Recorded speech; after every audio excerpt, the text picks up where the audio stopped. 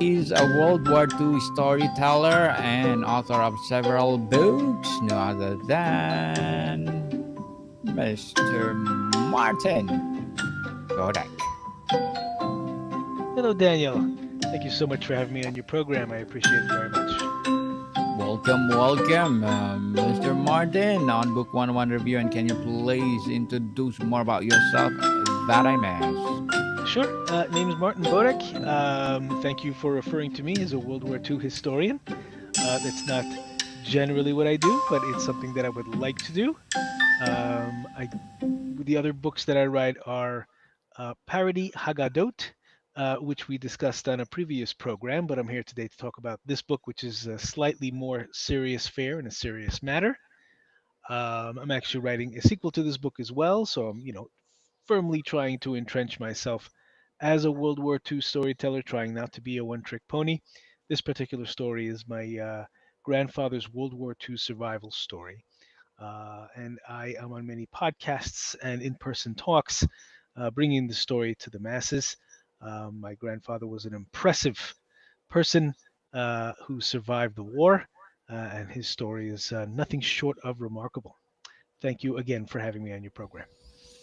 You're most welcome, Mr. Martin. And let's talk about Sadie's War. What was the spark that made you decide to capture your grandfather's story?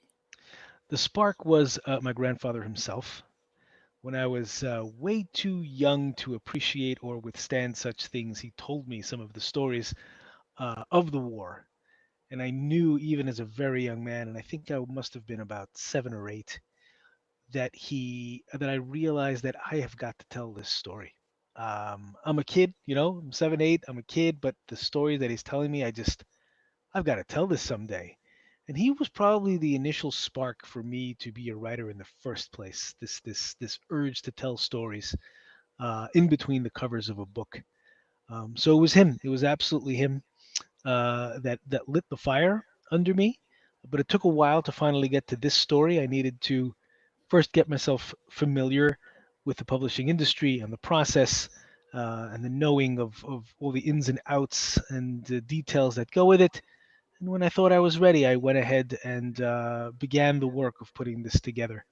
From when we initially interviewed him, I interviewed him with my mom, Zadie's daughter, in 2003, and it was published in 2022. So it was a 19-year process from the initial gathering of the story to publication date. And I'm very proud of the result. Mr. Martin, how did your personal relationship with the shape the way you approach writing the book? Well, first of all, I was very close to my grandfather. So I always say that in order to get a World War II story, you need two things to happen. You need a person willing to talk and a person willing to listen. So some survivors will clam up. They won't talk about the experience much. They don't want to send that trauma down the family tree.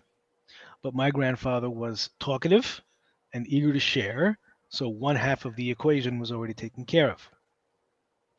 Now, when I was a child, I was already an active listener, and I never stopped listening to my grandfather. So when it was time to sit down with him and listen to his story, I was a very active participant. So the willingness to share and the willingness to receive was firmly in place, and that led to the result of having a book that I could give to the world.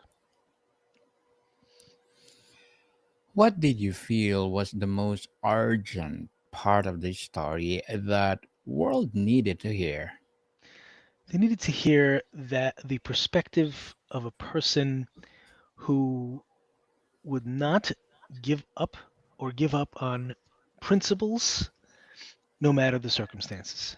My grandfather's motto was, and this is a quote from the movie Shawshank Redemption: "Get busy living or get busy dying." Mm, This should be a very familiar phrase. It's a great yes. movie, but that was basically my grandfather's life motto: "Get busy living or get busy dying. Get after the business of life and existence and survival, or else everything is lost." That is the core message that I work to bring out when talking about this book in public. It's that core, hardcore message of getting after it and focusing on what matters. And what mattered in this context, obviously, is survival itself. And that is absolutely the most important thing that this book brings out.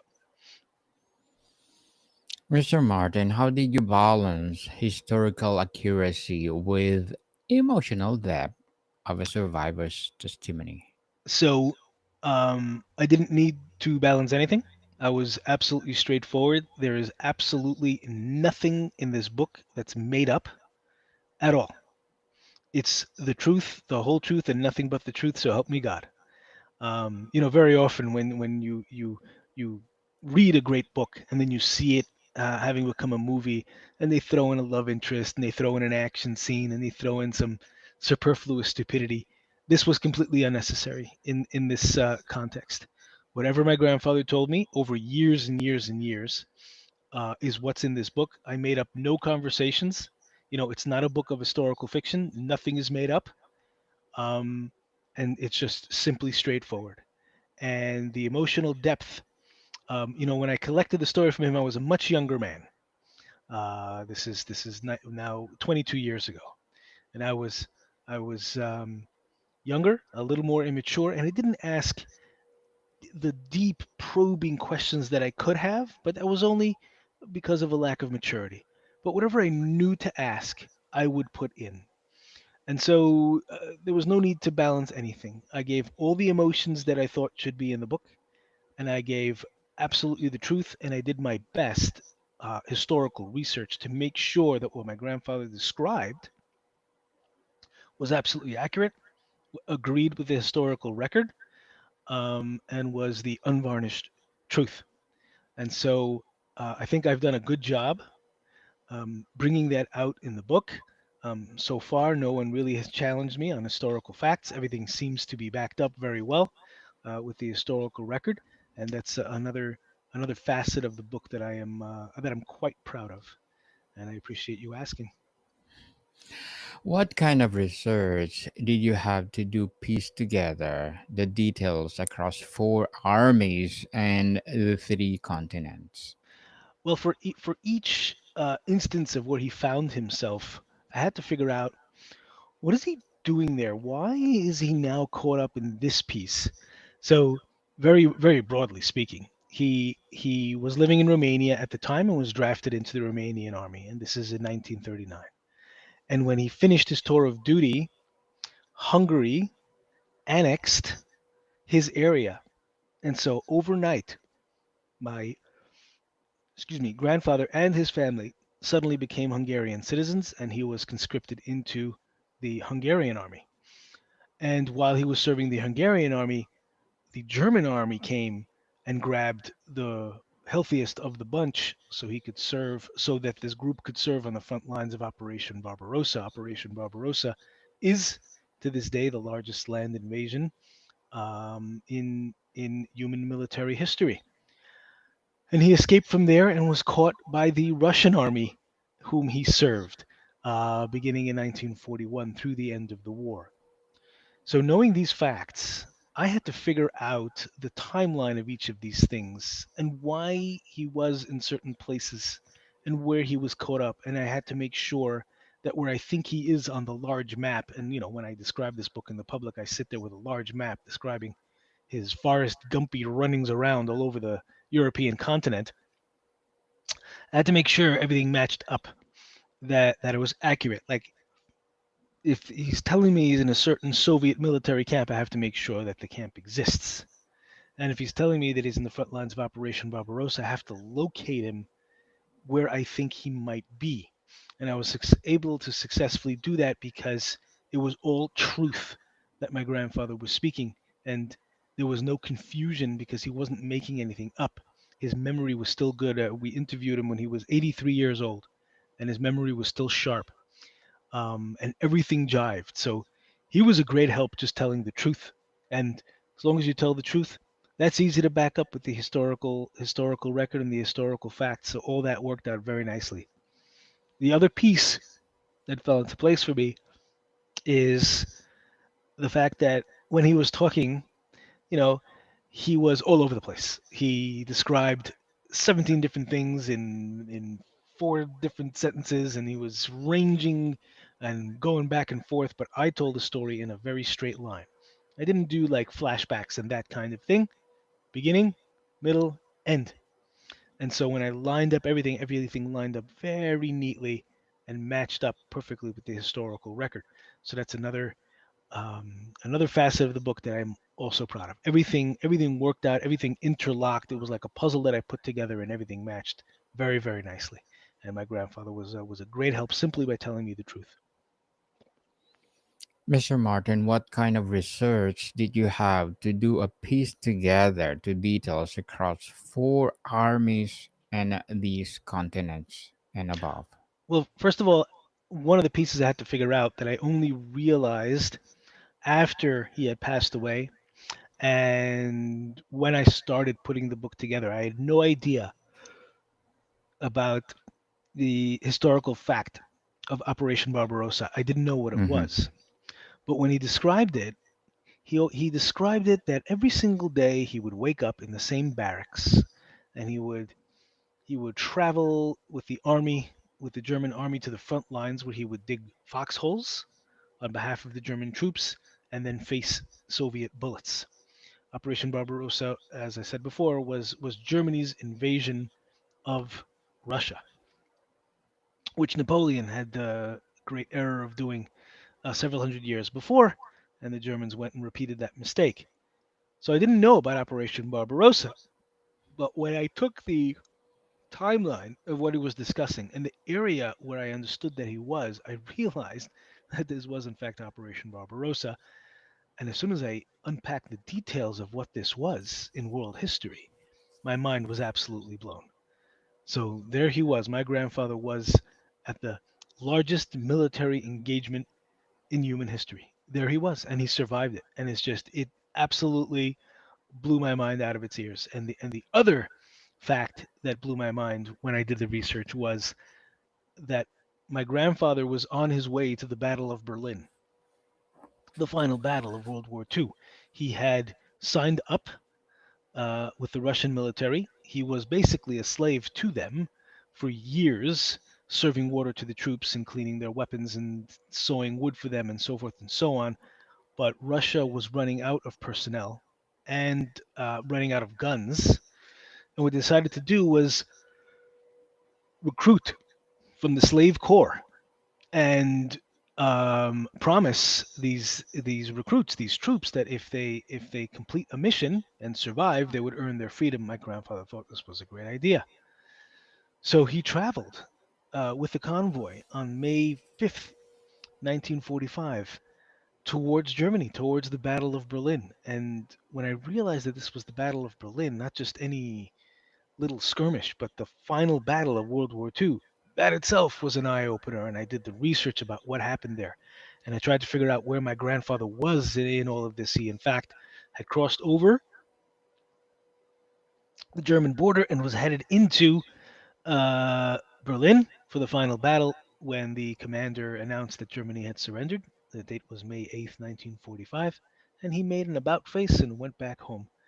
But researching the Battle of Berlin, realizing that my grandfather was right there, the biggest battle of world history, the final battle of World War II, that's where he was. And these two facts alone are just pieces of an unbelievable survival story that I hope your readers will enjoy to the maximum. And this is just a small taste. Small taste for sure. So, Mr. Martin, what was the most challenging part of writing Zadie's War emotionally, given to Holocaust context? So my grandfather did not experience concentration camps. He did everything else but. He kept finding himself in the clutches of an army and serving them, whether it was Romanian, Hungarian, German, or Russian. That was my grandfather's reality. But his family was rounded up and sent to the concentration camps, and this was the most emotionally difficult part of the storytelling for me because I had to confront the death of my own family. and doing the research put me in a very emotionally down place. I wouldn't say I that I was depressed. I wouldn't say that I reached that far, but my wife will tell you that for days while I was doing the research and fleshing out the part of the story where my entire family was exterminated in Auschwitz was difficult for me because I had to paint the picture of what happened and I had a lot of information about what happened and just piecing it together and creating the narrative of that was a difficult process, but a very necessary process. It's approximately in the middle of the book. I put it centrally on purpose um, because it is absolutely the reality and important to tell in full and in flesh and fleshed out. But that was hard. That was extremely difficult. But I got through it and it's difficult to read even now when I go back to it and I read those paragraphs about facing the angel of death, known as Dr. Joseph Mengele. It was difficult. It was hard, and to answer your question, that was the most difficult part of the journey for me.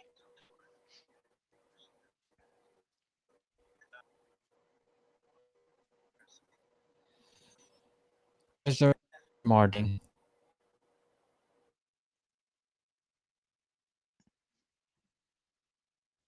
I'm sorry. Can you repeat the question?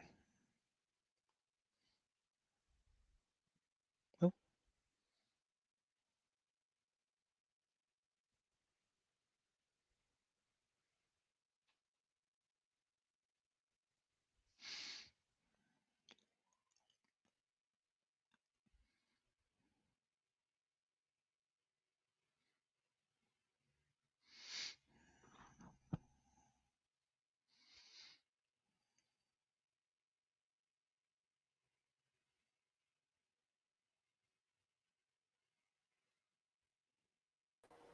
Mr. Martin, I want to apologize. I think there's something wrong with my connection. no Or yes. problem. And yes, can we do redo this interview if it's okay for you? The entire interview? Yeah, please. Oh wow. Okay, no problem. Yes, Let's do it. let's do it. Yes, because I think for sure there's something wrong with the recording. Oh my. Because the disconnect. I think always there's a disconnection message in the studio, and for sure for the editing, it cost me a lot of troubles. Oh So boy. my Um, apology. no problem. Nothing can be preserved.